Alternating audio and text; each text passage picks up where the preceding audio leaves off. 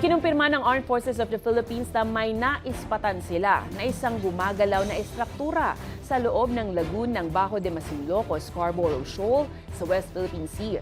Ayon kay AFP Chief of Staff General Romeo Browner Jr., may sukat na tinatayang 6 meters by 6 meters ang structure at may 6 na individual na nasa loob nito.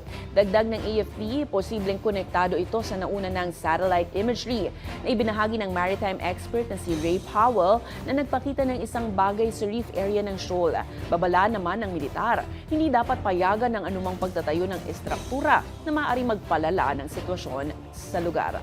Muling binigyang diin ng AFP ang pangangailangan ng diplomatikong aksyon kasabay ng patuloy na pagmumonitor sa West Philippine Sea. Nagpalipad po tayo ng mga eroplano sa Bajo de Masinloc or Scarborough Shoal para makita natin yung ginagawang mga structures, kung meron man na nandun, no? If it is a floating structure or if it is a fixed structure, ay kailangan makita talaga natin. Eh, sa ngayon, nandun sa gitna, na nasa loob na siya. So it's a 6 by 6 structure, no? Na parang sa tingin natin may antena siya.